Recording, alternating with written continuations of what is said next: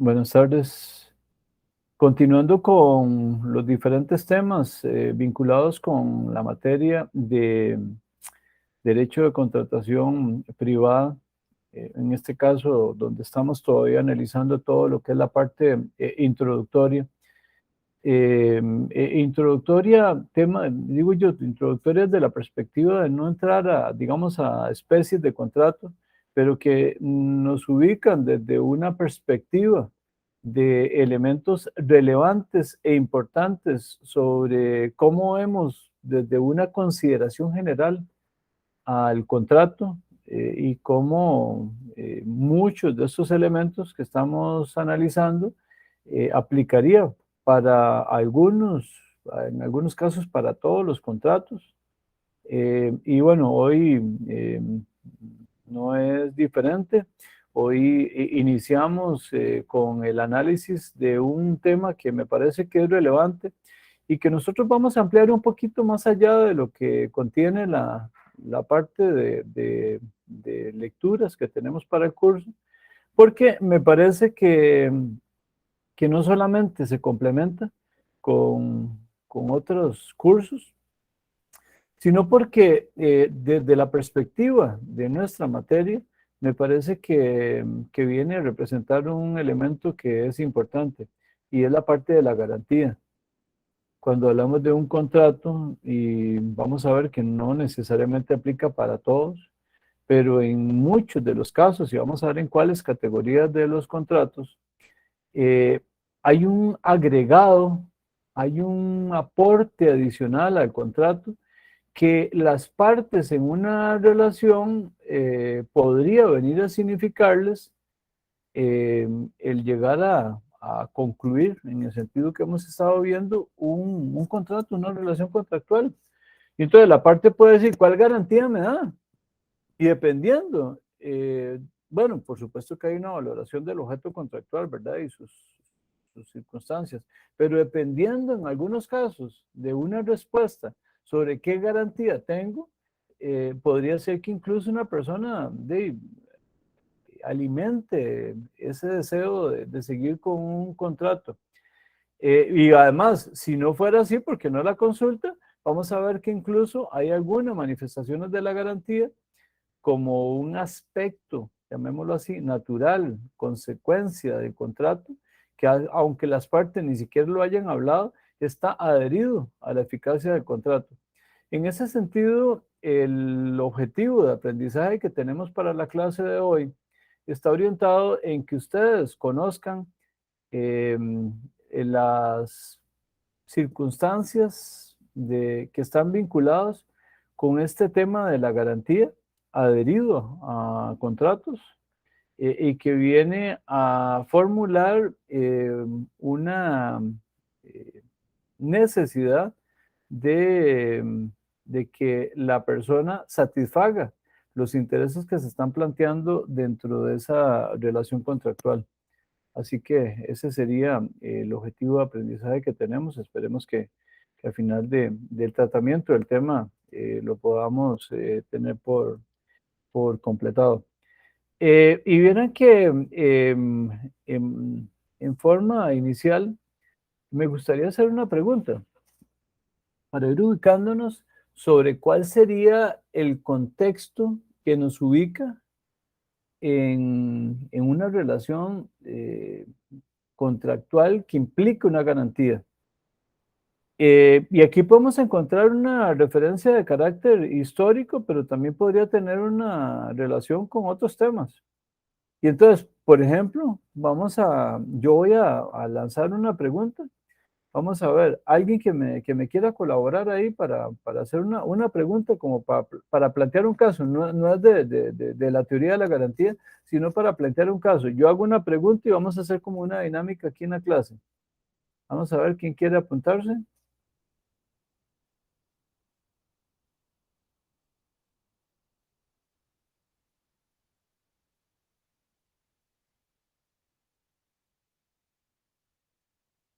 ¿Quién se anima? ¿Quién se anima? Vamos.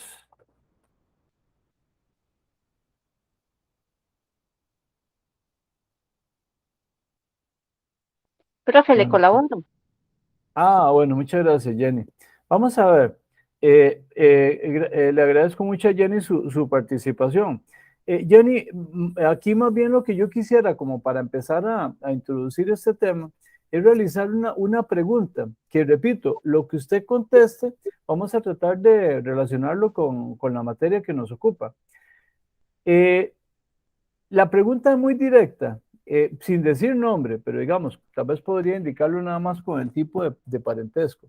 Si usted tuviera, Jenny, que facilitarle, pensemos que prestarle dinero a una persona, ¿a quién persona de su confianza usted le daría un préstamo pensemos 10 millones de colones, usted tiene esa cantidad de dinero, ¿a quién con toda la seguridad del caso usted dice, sí, se los presto? Me los pidió y se los doy, ni siquiera le pongo ninguna condición. En ese caso sería mi madre. Excelente. Vean que Jenny escogió a la mamá. Y entonces la mamá tiene una necesidad determinada. Jenny tiene, partamos del supuesto que tiene esa libertad de contar con esos recursos. La mamá los necesita. Puede ser que incluso ni siquiera se los pida, sino que Jenny se entera de que ocupa por una situación determinada y le dice, no, yo le entrego los 10 millones de colones. Y la mamá le dice, no, no, pero y acordemos algo, como, sí, sí, ahí nos ponemos de acuerdo cómo me los devuelve. Pensemos que estamos hablando de un préstamo, ¿verdad? De que no es una donación. Y entonces Jenny le dice, sí, pongámonos de acuerdo, usted, conforme vaya pasando los días, usted me lo da en esos tractos. Y entonces la mamá, que es muy responsable, la mamá de Jenny más bien le dice, no, no, Jenny, vea, yo de aquí a final de año yo se los tengo cancelados, porque yo he recibido una cantidad de dinero, etcétera. Vea, estamos en junio. Y el compromiso es pagarlo a partir de o a más tardar en diciembre del presente año. Ese es el acuerdo. Ahí hay un contrato. Sí, claro, hay un contrato de préstamo con condiciones muy particulares y por la relación de cercanía, de familiaridad que tiene Jenny con la mamá, pero claro que sí hay un contrato. Pero vean cómo cambia la respuesta de Jenny cuando yo le varío la pregunta. Y entonces yo le digo, Jenny, viera que, ¿cómo está Jenny? Bien, ¿y usted, don Marco? Bien, por dicha. Jenny, viera qué complicación la que tengo, ¿no? Es que tengo una necesidad de hacer un pago de un préstamo que yo tengo y en ese momento no tengo el dinero. Eh, a mí me han contado que usted tiene por ahí algún recurso adicional y quería preguntarle si usted tiene la posibilidad de prestarme unos 10 millones de colones para poder asumir el pago de la deuda. Ay, don Marco, ve, tengo que analizarlo, a ver cómo estoy y ver si se los puedo prestar. Yo le estaría contactando. Ok, está muy bien. Jenny se fue con la posibilidad del análisis de lo que yo le planteé. Nos volvemos a ver el martes y le digo, hola Jenny, otra vez yo por aquí. ¿Pudo analizar el asunto a ver si me puede facilitar el dinero? Sí, don Marco, lo analicé y Sí, existe la posibilidad, pero tengo que contar con una garantía de que usted me va a devolver ese dinero. bueno, sí, no, no, me parece que es completamente razonable lo que usted me está planteando. Yo pienso que usted tiene todo el derecho, ¿verdad? Porque usted tiene que asegurar el dinero. ¿Y como qué tipo de garantía? Porque yo sé que la cantidad es muy alta, ¿verdad? ¿Como qué tipo de garantía me pediría usted, Jenny? Actualmente, usted Digo cuenta yo, tal digo vez. yo, le pregunto, porque no sé si pues será una fianza o usted pensará que tal vez una prenda sobre algún carro o incluso yo no sé, tal vez la cantidad no llega como para una hipoteca, ¿verdad? Pero le pregunto, ¿como qué tipo de garantía está pensando usted? Tal vez lo de una prenda, don Marco. Una prenda. Sí, bueno, yo tengo un carro que yo pienso se lo puedo dar en garantía para asegurar el préstamo. Se lo agradezco mucho, Jenny. Ahí nos ponemos de acuerdo después para que usted me transfiera el dinero y de previo yo le estoy emitiendo la prenda para garantizarle la operación. Perfecto, don Marco, nos hablamos. Gracias, Jenny. Ya salimos de caso, ¿verdad? Eso es un caso completamente ficticio. Pero yo voy a hacer una pregunta. Voy a preguntarle a David Bermúdez. David. Buenas noches, don Marco. Hola, David. David, una pregunta. En los dos casos, de Jenny con la mamá y de Jenny con el profesor Marco Alvarado, ¿cuál diferencia percibe usted en el trato, digamos, o en el origen del trato de Jenny en relación con ambas personas? O sea, ¿cuál cree usted que es la situación que origina la variación en la posición de Jenny? Me parece que influye de manera significativa la confianza y la relación que hay entre Jenny y la mamá y entre Jenny y el profesor. El- Ajá, David, sí. sí, me parece que eso es lo determinante. El nivel de confianza que existe entre ambas relaciones es totalmente diferente y hasta de parentesco se podría agregar. Sí, lo que pasa es que me parece que, David, sí, muchas gracias, y me parece que sí, usted exactamente llegó al clavo del asunto. La relación de cercanía por familiaridad genera una relación de confianza. Entonces sigue siendo la confianza la que origina eso. Y no, me parece que usted dijo exactamente lo que ocurre. Jenny tiene una percepción de confianza con la mamá. La conoce de mucho tiempo. Al profesor, bueno, a la persona, no hablemos de profesor, a la otra persona, ya pongámosle el nombre que sea, que le hizo la solicitud del dinero, y tal vez no tiene tanto tiempo de conocerlo, no sabe si es una persona que pague correctamente sus compromisos. Entonces, se está planteando efectivamente una situación de confianza, y vean que no lo estoy generando en un sentido peyorativo, pero claro que hay alguna desconfianza de la otra parte, por eso es que pide la garantía. Entonces, vieran que con esto quisiera que como que empezáramos, porque sí, efectivamente, Jenny lo hizo muy bien en la forma como lo planteó, y me parece que David creo que dio en el clavo. Claro, el origen de la garantía a través de la historia del derecho a la desconfianza humana. Y la desconfianza no es, y repito, no es en un sentido peyorativo, no es decir, no, es que hay que desconfiar del ser humano. Le digo, no, es que hay un tema que está vinculado también con un tema que dentro de poco vamos a analizar aquí en clase, en un trabajo de investigación que se está haciendo sobre el tema del análisis del riesgo de una persona que tiene dinero que presta, como en el caso de Jenny, eh, de, tiene que hacer una valoración de riesgo.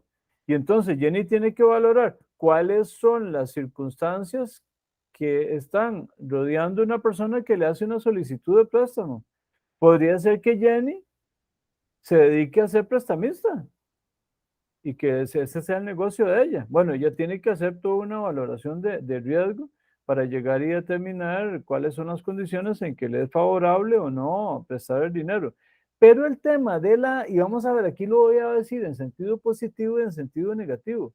El tema de la confianza que habló David es que Jenny tiene plena confianza con la mamá, pero Jenny podría tener algún nivel de desconfianza con otras personas, o por lo menos no le da el mismo nivel de confianza.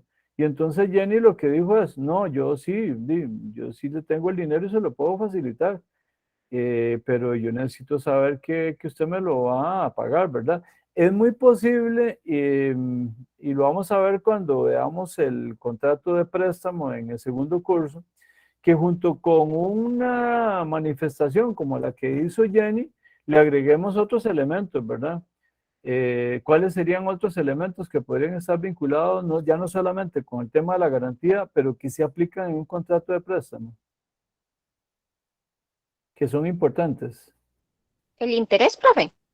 El cobro del interés, porque Jenny no está prestando el dinero gratis, se lo prestó de gratis a la mamá. A la mamá ni siquiera le cobra intereses, siguiendo en esa relación de confianza.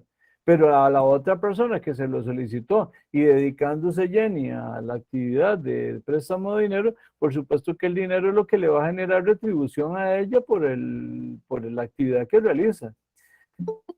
Otro elemento importante, ¿cuál sería? aparte de la garantía y la tasa de interés que se va a cobrar? Aquí, bueno, le podríamos agregar al interés, yo le podría agregar, que señaló Jenny, le podríamos agregar que hay que definir que el interés corriente, el interés moratorio, ¿verdad? Uno aplica en la relación del contrato y el otro va a aplicar en caso de que se produzca una situación de incumplimiento, que son tasas que podrían ser diferentes, repito, eso ya con todo el lujo del detalle lo vemos en el segundo curso, donde igualmente vamos a analizar circunstancias que se dan a partir de reformas que se han dado sobre la forma como se hace el cálculo de los intereses para no caer en situaciones de abuso. ¿Algún otro tema que fuera importante para este caso?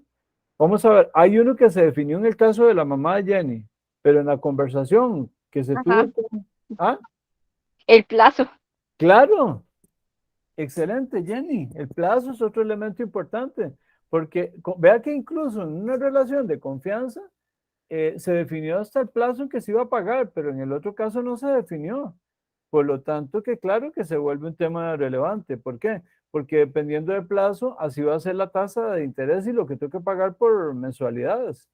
Eso puede variar, ¿verdad? En muchos casos, a mayor plazo que se dé, es posible que el pago que se haga se vaya haciendo un poquito más bajo, pero al fin y al cabo, cuando se termina de pagar con pago de intereses, más bien se termina pagando más, ¿verdad? Eso es como la situación que se da en el caso de los préstamos. Pero bueno, le agradezco a ambos, a Jenny y a David. Efectivamente, entonces es la desconfianza humana la que originó en algún momento la necesidad de que en los contratos se llegara, en algunos contratos, lo vamos a ver porque hay otros en que no se le aplica por su misma naturaleza, pero ante ese cuestionamiento de mira, y en realidad el contrato se va a ejecutar o se debe ejecutar. Y vamos a ver un poco más adelante cómo hay contratos que tienen adherida esa garantía. Y cuando hablamos de la garantía de evicción, vamos a ver cómo se plantea una necesidad por parte de uno de los contratantes de decirle al otro, y aunque no se lo diga, la normativa le dice, no, usted tiene una garantía de un disfrute pleno del derecho o del bien que usted adquirió. Y eso, repito, está adherido, llamémoslo así, a la naturaleza misma del contrato. Por lo tanto, ya definido esto, llegaríamos a la idea de que la garantía nos viene a generar un aseguramiento de cumplimiento de algo, en este caso de un contrato. Y aquí se hace una diferenciación en que si la garantía se dio como de simple palabra, podríamos tenerla como una promesa de ese cumplimiento. Pero si está por escrito, ahí es donde sí, con todas las consecuencias, obliga al cumplimiento de las obligaciones. Hay en algunos casos donde incluso la palabra podría salir de esa idea de promesa, igual constituirse en una obligación fuerte para las partes, dependiendo del nivel de compromiso que tenga una parte para entender que va a cumplir o no va a cumplir. Y vean qué tipología tenemos aquí de clases de garantía, porque muchas de estas ustedes se las van a encontrar no solamente en este curso, ustedes las vienen viendo desde otros cursos. Me parece que en el curso de obligaciones por ahí estuvieron hablando, debieron haber hablado en algún momento de garantías. Las verán también en los cursos de derecho mercantil. Los verán en cursos como procesal civil, en donde también hay algún tipo de garantía. En derechos reales, ya más adelante ustedes los van a ver, ahí hay un capítulo, ¿verdad? Derechos reales sobre cosa ajena, tiene por ahí una manifestación, y también los derechos reales de garantía, en donde se podría vincular con este tema. Por ejemplo, vean que el tema de tipo legal, cuando ahora yo les hablaba de la adicción, y lo vamos a definir ahora más adelante, vamos a entender que cuando se aplica a determinados contratos sin que se negocie, les comentaba que está adherido al contrato por su naturaleza. Y esa evicción o esa garantía de evicción lo que implica es que una parte que entregó, que vendió, que negoció, que ya concluyó un contrato de la transferencia de un bien o de un derecho, tiene que garantizar a la otra del libre goce de ese derecho o de ese bien. Eso es parte de un concepto de garantía muy de tipo general, pero que está agregado a un contrato. Tenemos por ahí las de tipo convencional y vamos a ver cómo algunas se repiten en varias. Estas las partes. Vean que Jenny, en el negocio que tratamos de generar en la práctica conmigo, me pidió una prenda. Hay que suscribirla, ¿verdad? Hay que incluso inscribirla en el registro público, si es fuera del caso. Lo mismo ocurre con el caso de la hipoteca, si la garantía fuera un bien inmueble. Podemos tenerlas directas o indirectas según el garante sea el principal obligado o no. Por ejemplo, en el caso de la fianza, que también nos aparece ahí como la garantía simple, es un tercero. Entonces, por lo tanto, es un garante, pero de tipo indirecto. ¿Por qué? Porque la relación de negocio es entre el deudor y el acreedor. Y nos aparece por ahí alguien fiando a la persona que no participa de ningún tipo de compromisos dentro de la relación obligatoria. En forma inicial, posteriormente ya sí, ¿verdad? Si suscribe una garantía de fianza, ahí tendrá que asumir todas las consecuencias en caso de un incumplimiento de contrato. De nuevo, la hipoteca y la prenda nos aparecen como formal porque hay que constituirlas en escritura pública e irlas a inscribir en el registro correspondiente. Les decía la fianza, ¿verdad? Que es simple porque no requiere ese formalismo para ser constituida. Tenemos las arras o señales que ahorita las vamos a referir por aparte. Aquí las tenemos reguladas tanto a nivel civil como mercantil, en ambas están establecidas. Tenemos el aval que aplica para las letras de cambio, títulos de crédito, específicamente la letra de cambio, y que igual es una garantía de un tercero estampado en el mismo título o valor que constituye una garantía de cumplimiento por parte de alguien que no es parte en el negocio.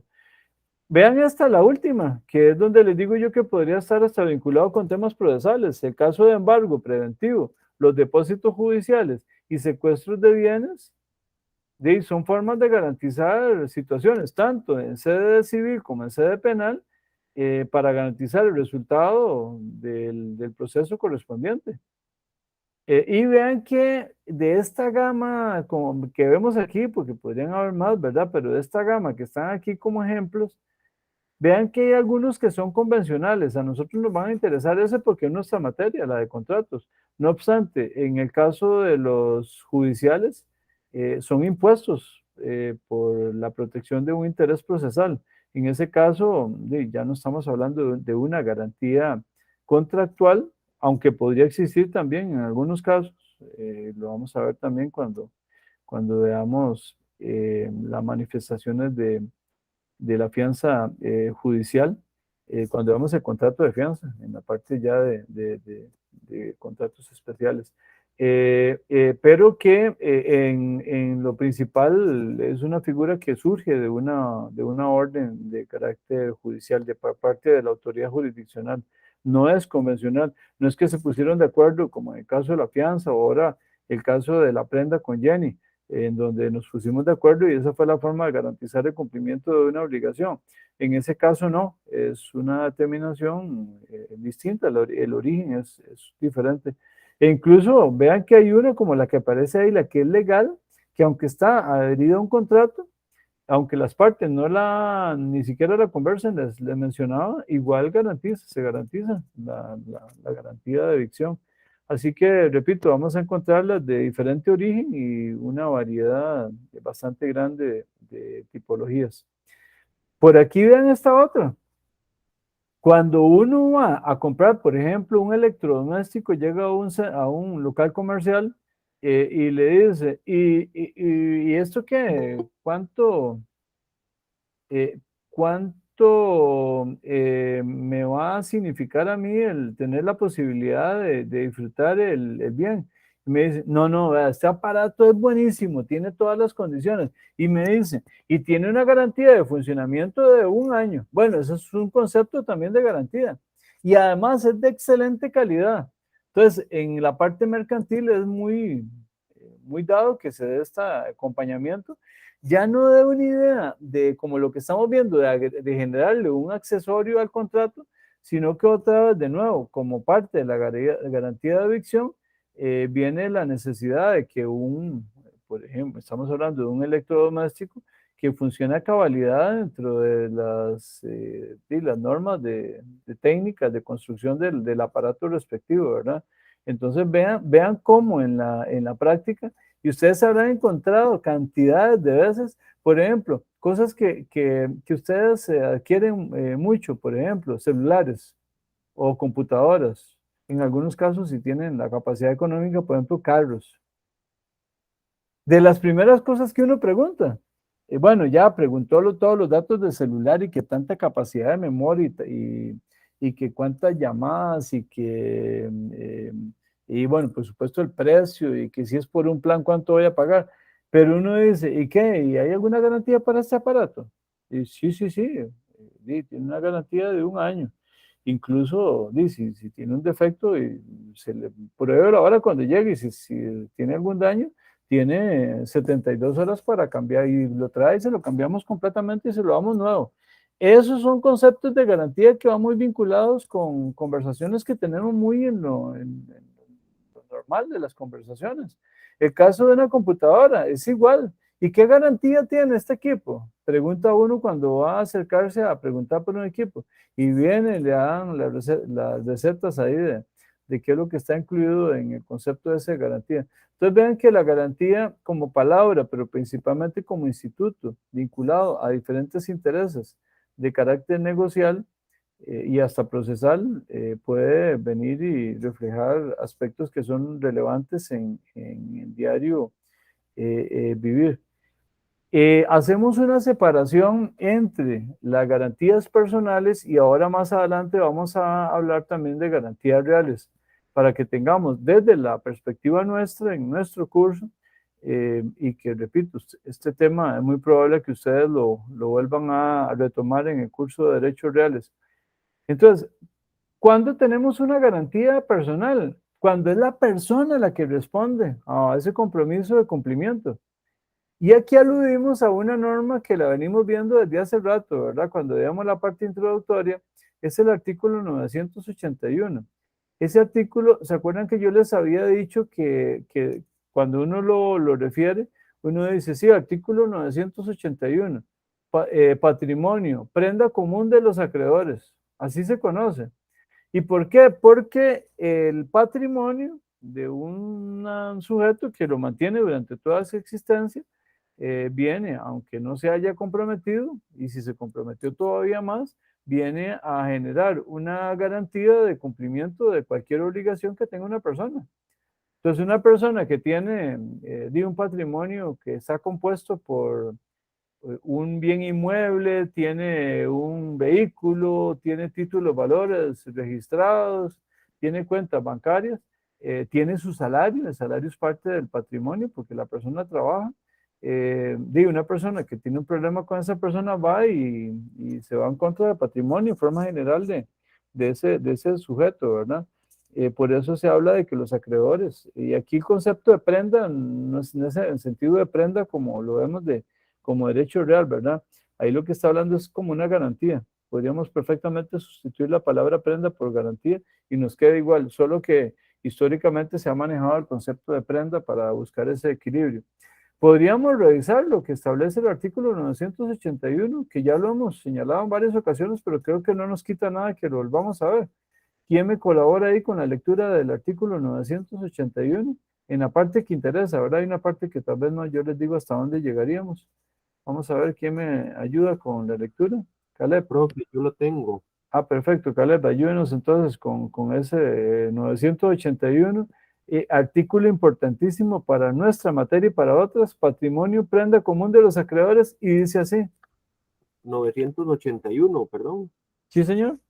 Ok, 81, que tenía el 71, muy bien. Ok. Todos los bienes que constituyen el patrimonio de una persona responden al pago de sus deudas. Sin embargo, las cláusulas de inembargabilidad son válidas cuando hubieran sido impuestas en los términos y condiciones del artículo 292. Ah, está ahí, está ahí. En realidad lo que interesaba incluso era la parte inicial. Y vean que habla de bienes, ¿verdad? Eso ya entenderíamos que patrimonio es más allá de bienes, ¿verdad? También incluiría, evidentemente, los derechos también, que todo esto vendría a constituir ese patrimonio en donde las personas pueden irse en contra en caso de que se esté en una situación de incumplimiento de alguna obligación. Y vea que no estoy utilizando la obligación contractual, porque puede ser cualquier tipo de obligación. Si una persona tiene una deuda originada, por ejemplo, en relaciones de patria potestad o de relaciones de matrimonio, por ejemplo, sin ser de carácter contractual, puede perfectamente irse en contra del patrimonio. Por eso es que viene a responder directamente todo el conjunto patrimonial, la masa patrimonial, viene a responder por situaciones como esas. Vean que concluiríamos que esta garantía personal implica el sometimiento en relación con parte del patrimonio del deudor o de un tercero, como es el caso de la fianza. La fianza también viene a constituirse en una garantía personal, ya es así de carácter convencional, contractual, en donde hay una persona que le dice a la otra, me da una fianza, sí, sí, yo le doy una fianza, ya esa es de carácter convencional. Y, por ejemplo, una persona que sin ser parte de un negocio confiere una fianza, tiene una situación que lo perseguirá mientras se mantenga la fianza, de que si hay un problema de incumplimiento, primero garantiza el cumplimiento, pero si se da un incumplimiento, puede ver afectado directamente su patrimonio. Entonces es algo que a nosotros tenemos que irlo comprendiendo con esa claridad para que cuando demos una asesoría, tengamos claro todos estos aspectos. Y entonces una persona nos pregunta, vea, ¿qué significa que yo dé fianza? Y repito que el contrato de fianza lo vemos ya después con particularidades, pero en este concepto también lo podemos analizar. Bueno, uno tiene que entender cuáles son las consecuencias de otorgar esa garantía y cómo puede afectar directamente el patrimonio. La fianza como parte de la garantía personal y sin detrimento de lo que les he indicado que se va a ver después, es un contrato consensual, es unilateral porque se compromete es el fiador, es accesorio porque de previo depende la existencia de un contrato que origina una obligación y en la mayoría de los casos es gratuito. Vamos a ver posteriormente cómo hay alguna gente que se dedica al negocio de otorgar fianzas y en ese caso sí se tornaría como un negocio oneroso. Pero en principio es de tipo gratuito. En materia civil siempre es de tipo gratuito. En materia mercantil sí hay algunos supuestos que, repito, lo veremos luego, en donde el fiador, para constituirse en esa posición, perfectamente le podría cobrar a un deudor para asumir una obligación de ese tipo y con limitaciones que también están establecidas en el contrato respectivo. Tenemos las arras también, que es una variante de la garantía personal. Se le conoce como señal de trato y el concepto, sí, hay alguien que entrega un dinero para asegurar un cumplimiento, principalmente un negocio futuro. Vean que aquí hay un poquito de diferencia, ¿verdad? Con el caso de la fianza. Contarles que en sus orígenes las arras tuvo un inicio vinculado con el derecho de familia, que estaba relacionado con la parte patrimonial, la parte económica de la relación de matrimonio, y se vinculaba con la garantía de esponsales para el futuro matrimonio. Una persona se comprometía y entregaba lo que antes incluso se llamó como un dote, o el dote, sí, o la dote, en donde una persona entregaba como una especie de garantía de carácter económica que venía a generar un cumplimiento de ese compromiso de carácter matrimonial. En la actualidad, cuando uno va a una ceremonia de matrimonio, todavía vean que hay una representación simbólica, ¿verdad? Ese concepto de garantías esponsales, que es cuando una persona, normalmente un niño, lleva una cajita con monedas. Eso representa las arras matrimoniales y es una manifestación de carácter económica de lo que tiene que ver con la relación de matrimonio. Que bueno, uno pensaría cuando uno piensa en el matrimonio, como que piensa, ¿verdad?, en la parte romántica y de tipo social, y pero también, ya ustedes lo vieron en derecho a familia, que también el matrimonio conlleva una serie de compromisos de carácter económico de tipo patrimonial que no los podemos excluir. Haciendo un alto en lo que les estoy mencionando y ya ubicándonos en dónde está ubicada las arras como garantía en nuestro sistema, hay dos normas que lo regulan, tanto en el Código Civil como en el Código Comercio. En el caso del Código Civil tenemos el artículo 1058 y en el caso del 444 tenemos el Código Comercio. Quisiera señalarles que aquí está visto como esa señal de trato hacia un negocio futuro que se va a realizar. Y quiero indicarles que también es algo que ustedes van a ahondar aún más en el curso de Derechos Reales, que hay dos tipos de arras. Están las arras penitenciales y están las arras compromisorias. Bueno, que son, incluso son las que en el caso nuestro, en el caso costarricense, son las que, las que a las que ha atendido, digamos, el sistema costarricense. Vamos a verlo con la lectura de las normas. Aquí tenemos estos dos artículos. La primera es el artículo 1058, Código Civil. Alguien, si me colabora para no parezca solo la voz mía ahí, que nos colabore con la lectura de estas dos normas. El 1058, Código Civil, dice así. Yo, profe, Gracias, Caleb. con gusto. Las cantidades que con el nombre de señal o arra se suelen entregar en las ventas, se entiende siempre que lo han sido por cuenta del precio y como ratificación del contrato, sin que pueda ninguna de las partes retractarse perdiendo las arras, salvo que así esté expresamente estipulado. Tal vez primero por esa. Aquí hay una conclusión a la que se ha llegado tanto por doctrina nacional como por la misma jurisprudencia, cuando se lee el artículo 1058, de pensar que se trata de un supuesto en donde no se permite la retroacción del derecho del otorgamiento de las arras para su devolución. Permítame un momento.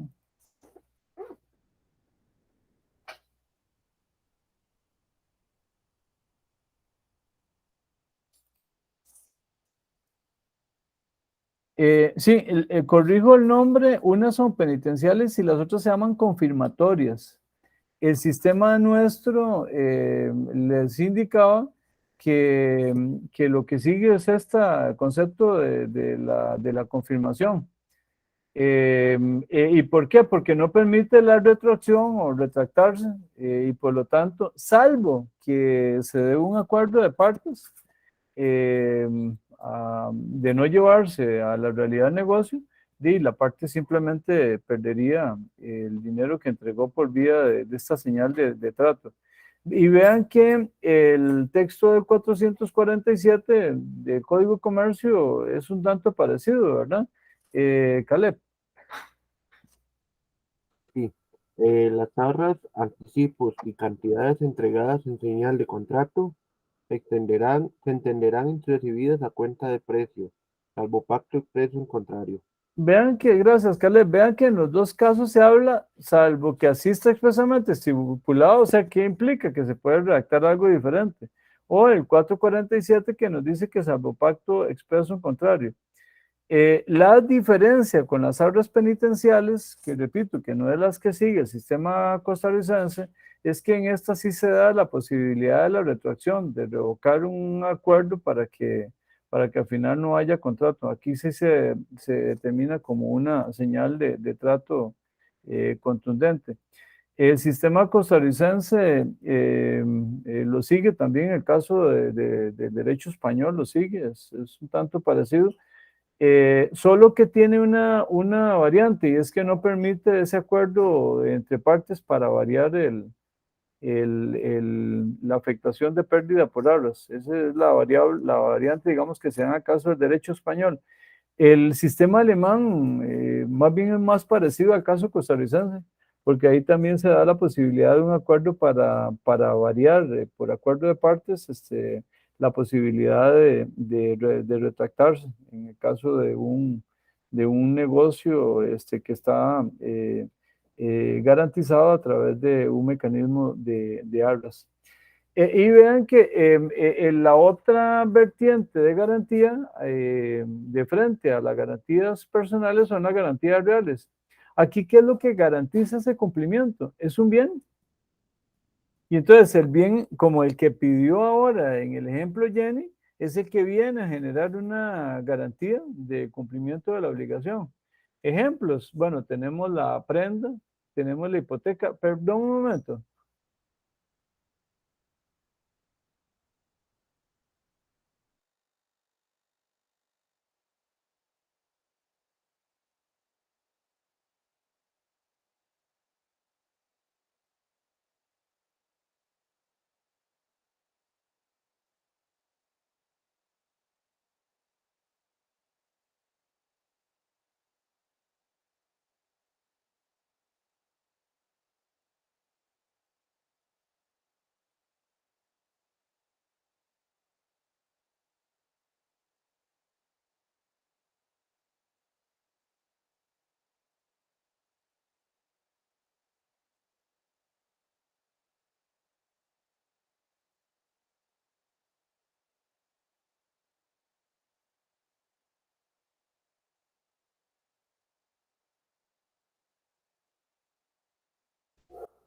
La disculpa de caso, regreso a la clase.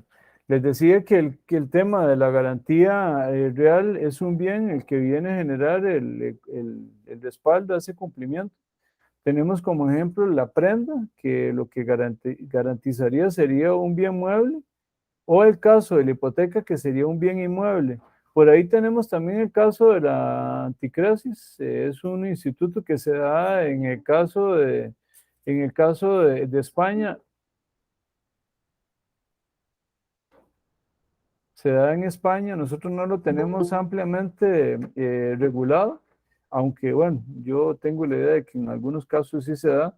La anticresis, si ustedes quisieran, pues ahí lo van a estudiar ustedes con mayor énfasis en derechos reales, como para que no se queden con la duda. La anticresis es en una relación de crédito, un deudor permite que el acreedor utilice el bien y los frutos que se obtengan por parte de esa utilización por parte del acreedor se rebajan a la deuda correspondiente. Principalmente se da en casos de deudas vinculadas con propiedades grandes, ¿verdad? Y que tengan un fin de carácter productivo. Pero bueno, era para que conocieran que por ahí también está este mecanismo de garantía real. Vamos a detenernos aquí unos 5 minutos. En mi reloj son las 7:02. A las 7:07 estamos regresando de nuevo a la clase.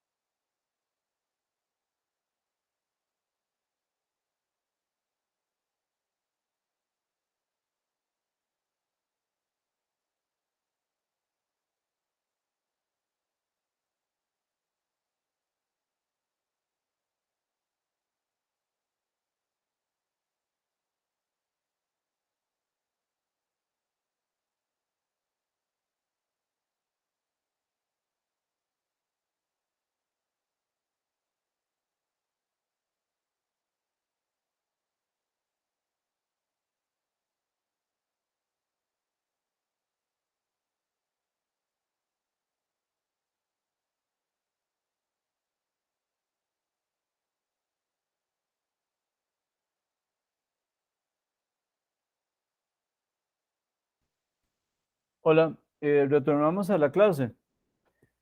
Bueno, después de esta ubicación y la separación de los tipos de garantía, creo que ya llegamos a un punto en el que podemos tratar de ubicar a cuáles son los contratos que le aplica la garantía, porque les decía que no es necesariamente que aplica para todos.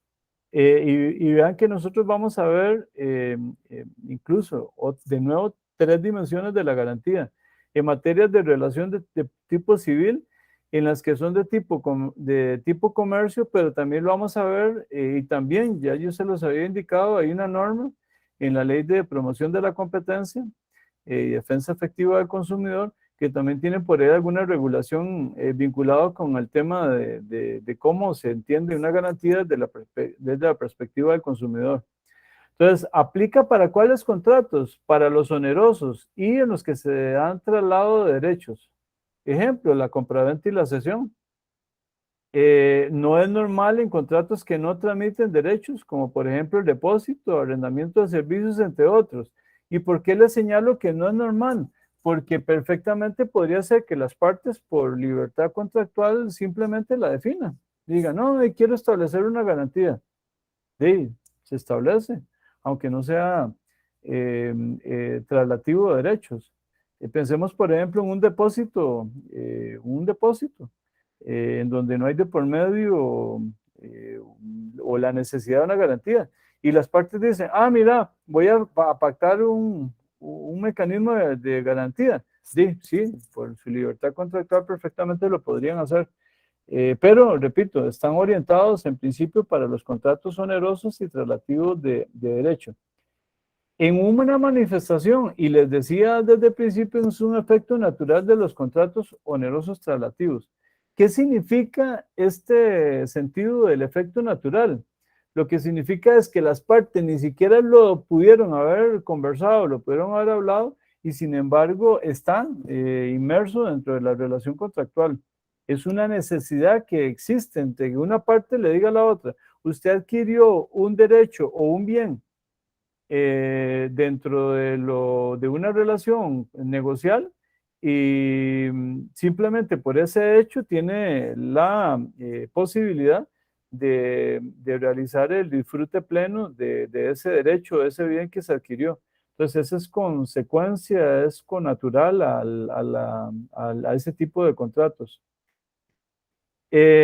¿Cómo podríamos definirla? Esta garantía que estamos hablando que es de tipo natural consiste en la obligación establecida a cargo de un contratante de asegurar el goce pacífico de hecho y de derecho de la cosa transmitida a la otra parte. Yo le agregaría esta definición de estos autores franceses, le agregaría también que aplicaría no solamente para bienes, ¿verdad? Para cosas, sino también para derecho.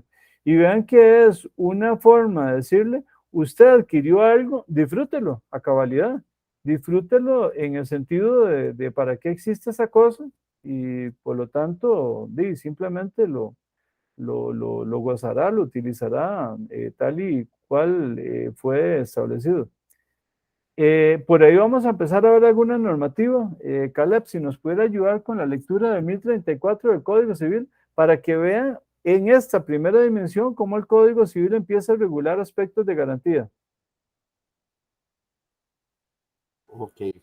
Todo aquel que ha transmitido a título oneroso un derecho real o personal garantiza su libre ejercicio a la persona quien lo transmitió.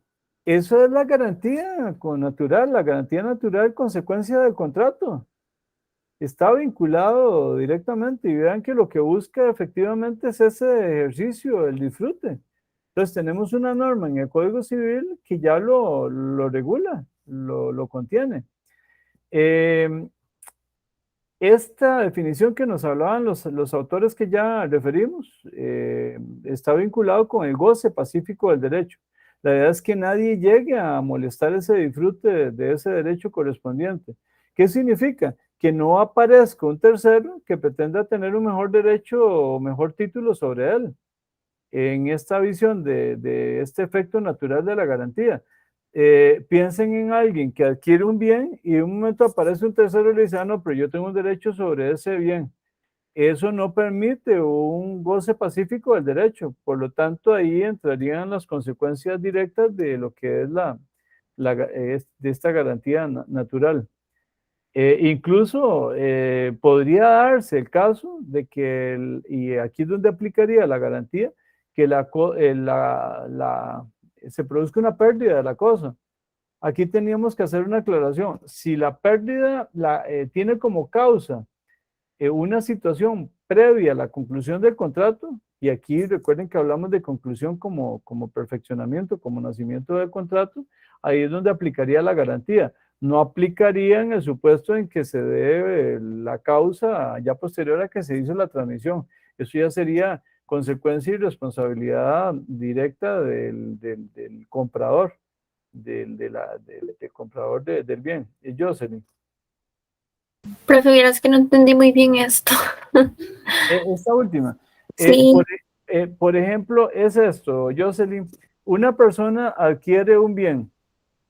Si la causa de pérdida por parte de un tercero es anterior al negocio que originó el traspaso del bien, él que vendió la parte A, pensemos A y B, A le vendió a B, aparece un C que produce la pérdida del bien para B. Entonces, la causa hay que revisarla a la hora de analizar la situación para determinar responsabilidades, para llegar a la conclusión de que esa causa debió haber sido advertida por A B antes de que se produjera el traspaso. Ahí habría que revisar si, por ejemplo, había una conciencia de parte del comprador de B de que ya existía ese compromiso. Ahí lo está haciendo completamente bajo su libre albedrío, ¿verdad? Su libertad contractual de decir, yo la compro, por ejemplo, aunque tenga una hipoteca. Y ahí en ese caso está aceptando la situación. Pero, por ejemplo, podría ser un caso en que C, el que aparece en la relación entre A y B, tiene un derecho sobre ese bien que no fue ni siquiera conversado por A cuando hizo el traspaso. Entonces, aquí, ¿qué es lo que pasa con la causa, Jocelyn y el resto de la clase? Que la causa es previa a la realización del negocio. ¿Qué pasa, por ejemplo? Ya se traspasó, ese sería el primer supuesto, Jocelyn. Vea que la causa que origina la intervención de un tercero que produce la pérdida del bien o el derecho es antes de que se diera el negocio. Pero ¿qué pasa, por ejemplo? Resulta que A le transmite a B y resulta que B participa de un negocio ya como parte del bien suyo y pierde el bien.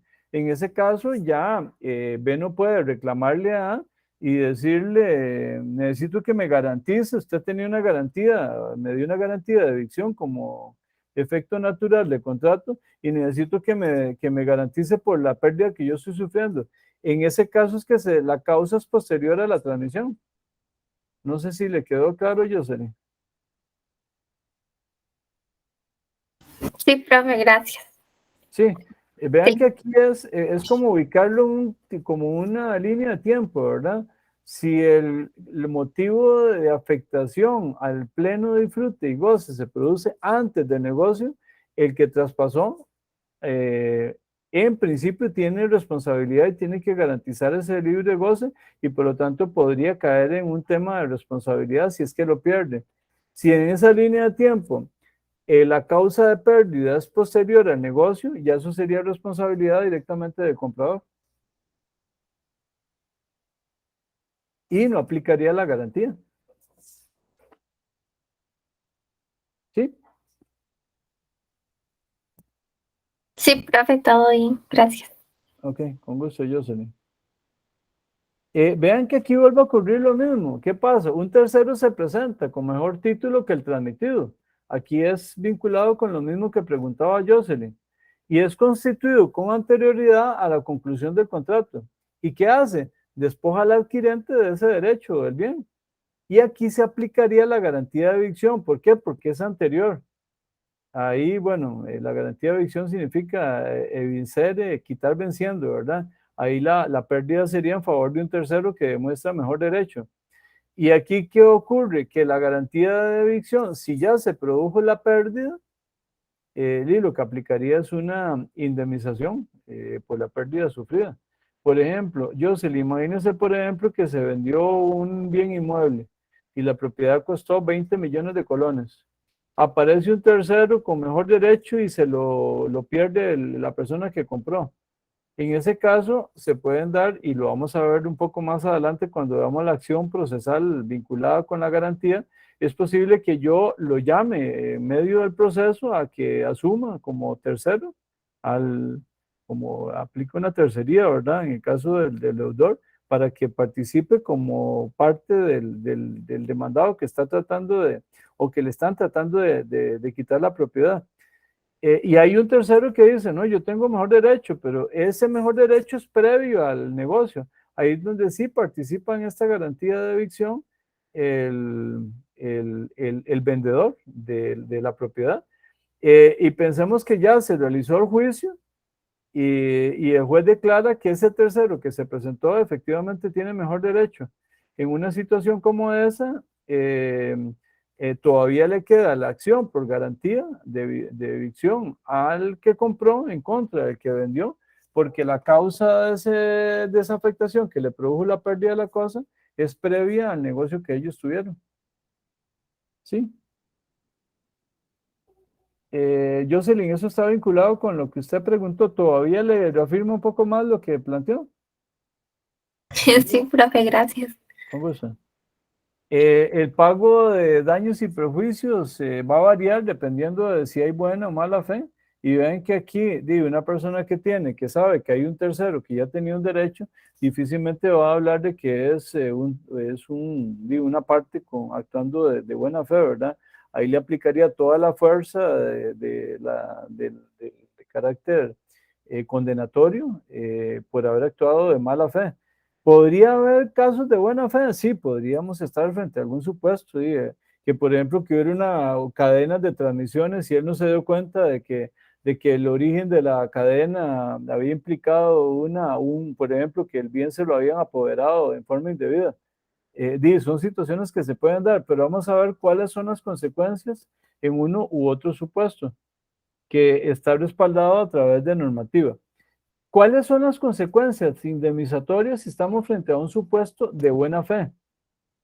Pues vamos a ver, si hay pérdida total, como en el caso que planteamos del tercero que peleó y obtuvo el resultado favorable en el juicio, debe restituirse al adquirente. El valor de la cosa calculado al momento de la pérdida, como ya no se tiene, ya no se calcula con el precio que fue vendido, sino como en el momento que fue perdido. Podría ser que la pérdida, que la cosa ya hubiera adquirido mayor plusvalía y por lo tanto, incluso que tenga hasta mejoras. Todo eso tiene que calcularlo para efectos de determinar el monto de lo que se va a cobrar. Gastos, en ese caso, si hubo gastos de contrato, gastos procesales, si se tuvo que ir a defender lo que se alegaba por el tercero y cualquier otro tipo de trámites de cobro. Los frutos devueltos al tercer vencedor, si el juez lo hubiera declarado así, y si el adquirente despojado había pagado totalmente el precio o estaba pagando intereses sobre este. Todo eso tenía que incluirlo en el caso de actuación de buena fe por parte del vendedor. Y en el caso de mala fe, vean cómo todavía se complica más la situación. Debe restituir todo lo que anteriormente ya indiqué, que es el caso de la actuación de buena fe, pero además el perjuicio, que sería el aumento del valor de la cosa, así como mejoras realizadas por el adquirente. Todo eso entraría en el caso del pago, que entraría si se diera y se llegara a comprobar que se está frente a un supuesto de una actuación de mala fe. Caleb, revisemos tal vez como complemento estas dos normas. Aquí hay como un resumen de lo que señala, pero creo que no nos quita que podamos revisar esos elementos en los dos supuestos. En el caso de la buena y la mala fe, artículos 1038 y 1039, por favor. Ok. 1038. El adquirente vencido en la totalidad de la cosa tiene derecho de reclamar del enajenante de buena fe: 1. El valor que la cosa tenga al tiempo de la adicción. 2. Los gastos y costos legales del contrato y los gastos de la demanda principal, así como los de la garantía. 3. La indemnización de los frutos que tuvo que devolver al tercero que lo venció, con tal que ya hubiera pagado el precio de la cosa o que hubiera reconocido intereses sobre ese precio. 1039. El enajenante de mala fe debe al adquirente que es vencido en la totalidad de la cosa: 1. La restitución del precio íntegro pagado o el valor de la cosa. 2. Las indemnizaciones de que hablan los incisos 2 y 3 del artículo anterior. 3. La indemnización del perjuicio que se haya causado al adquirente, privándolo del aumento del valor que pueda haber recibido la cosa después de la enajenación por acontecimientos independientes del hecho del hombre o por mejoras debidas al adquirente, o la restitución, si así lo prefiere éste, de las sumas gastadas en la cosa, aun cuando tuvieran por objeto mejoras de lujo. Todo eso, gracias, Caleb. Todo eso entraría en la parte de indemnización. Vean, por ejemplo, en dónde juega el tema del perjuicio. Pensemos que una persona adquirió el bien porque iba a desarrollar una actividad de comercio en un punto comercial que era llamativo.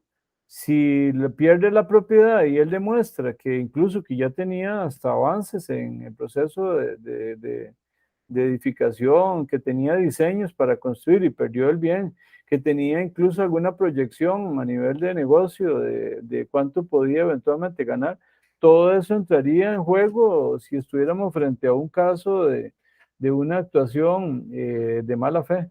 Esas serían como diferencias, pero que igualmente, como lo indicó Caleb de la lectura, se complementan ambas normas para saber qué se aplica para buena y para mala fe. Bueno, aquí estaban las citas de la norma, ¿verdad? Y vea, Jocelyn, sobre lo que usted preguntaba, vea que incluso la referencia, bueno, y el resto de la clase, ¿verdad? Vean que cuando habla del valor de la cosa, que se tenga el tiempo de la evicción, que eso sería como lo que les mencionaba, que sería como llegar al valor actual del negocio, no al momento, puede ser que hayan pasado años desde que se hizo la transferencia, pero en este caso se trata de pagar con valor actual del bien, tendría que determinarse en ese momento correspondiente. Bueno, estas son las dos normas que ya Caleb nos ayudó con la lectura. La garantía va a tener un efecto general si no se dice expresamente lo contrario, que sería ese efecto de tipo natural que tiene la garantía. Este efecto se refiere a la evicción, que vuelvo a reiterar, ya lo veíamos en la definición, es el deber de un contratante de garantizar el goce pacífico de hecho y derecho de la cosa transmitida a la otra parte, y no al saneamiento, que es una garantía diferente, que es la garantía por vicios redditorios o vicios ocultos. Ahí establecemos esa diferencia, que posteriormente ya la vamos a ir analizando, la vamos a ir desarrollando y a diferenciar. Entonces, a modo de resumen, lo que tendríamos es una garantía que es la de evicción, que aplicaría como ese derecho que tiene el adquirente de disfrutar plenamente de lo que se adquirió. Y por otro lado, también tenemos la garantía por vicios redditorios, que sería aquella que se da cuando hay una afectación directa en relación con el bien correspondiente, digamos que fue involucrado en la contratación. Bueno, yo quisiera llegar hasta aquí, después seguimos avanzando, no quisiera seguir con el tema que sigue, me gustaría terminar aquí, quisiera preguntar si hay alguna observación, alguna consulta, igual que como la han ido planteando durante la clase, pero si sobre eso que hemos visto tienen alguna inquietud. Por el momento no, profe. Gracias, Jenny. Quisiera agradecerle a Jenny por la participación en el caso y a Caleb por la colaboración ahí con lectura de normas y bueno, las participaciones también que tuve parte de David y de Jocelyn. Hasta aquí llegaríamos con la grabación. Que pasen muy bien. Gracias, profe.